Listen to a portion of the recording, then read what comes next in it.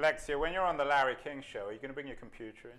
I will never get on the Larry King show because he's retired. Right? Isn't that What's what you funny just about said? that? Retirement? Just that he gets to, and I probably won't be able to. Well, so you're right. So in 2011, there's not going to be a Larry King. Well, there will be a Larry King, but he won't be on television. What else do you see happening or not happening in 2011? Who's going to disappear? Predictions. Didn't Read Write Web predict? I mean, this stuff is so big.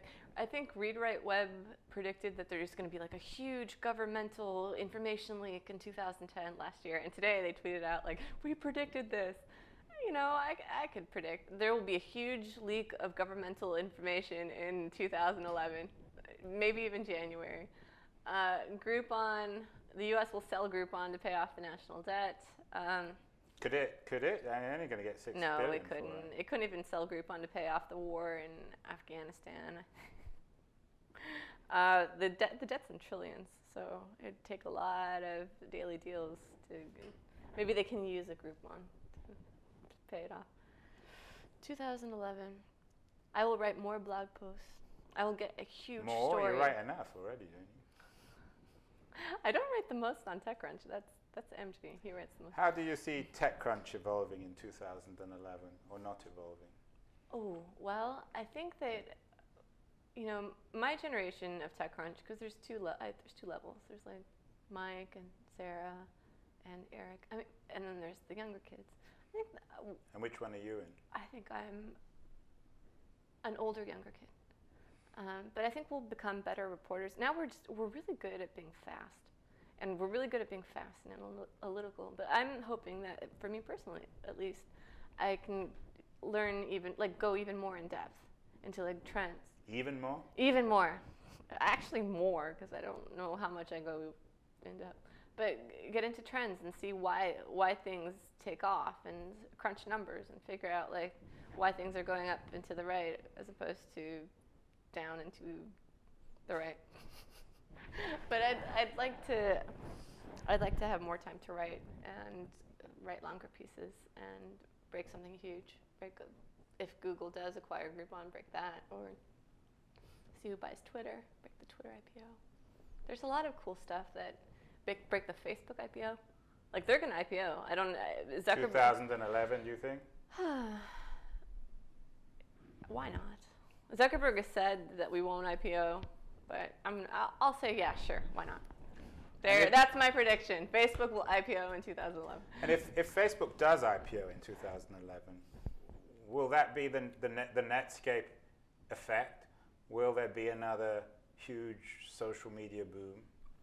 Yeah, not a bubble, a boom. Because I do think that this stuff is real. If you control the platform that people are communicating on, and the platform that has got the most eyeballs and the most time spent, then it's not really a bubble. It's actual value. You're adding value.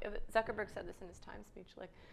If you add value to the world, value will come back to you. And so I know that they serve up ads, and much like Google, look how that worked out for Google. So I don't think it'll necessarily pop. It'll just keep going.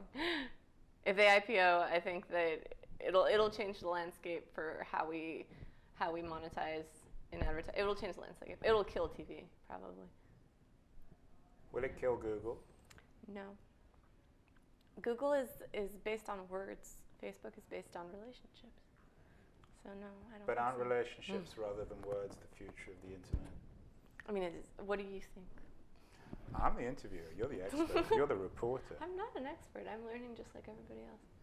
Well, someone pays you to report about technology. True. And that's why you're on this show. So the audience wants to know your authoritative response to that question. Are relationships versus words the future? All right. And if they are, does Google have a future?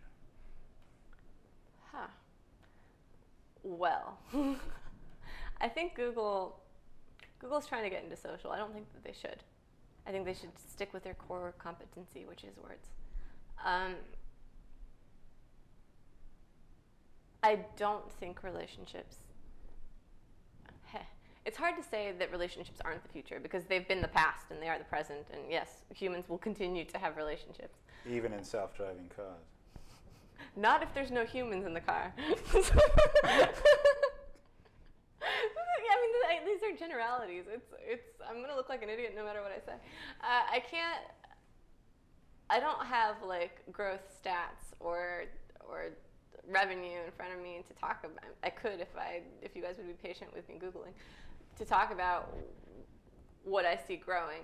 Yes, relationships will continue to grow, but I don't think it's one or the other. I think you can have like a text-based culture, which is Google, and a culture where your filter is your social graph, which is Facebook. They're not mutually exclusive things.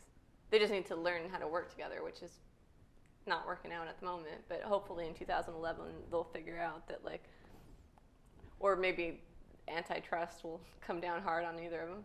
But they need to figure out that, like, to have an internet where culture can be transmitted freely and people can feel, to have a more open and connected internet, you'll have to stop, like, closing sectors off. They need to work together, basically. And I don't think Google will do particularly well in social, and I don't think Facebook search is terrible if anyone's ever tried it. So it's something that they need to figure out, like how to collaborate.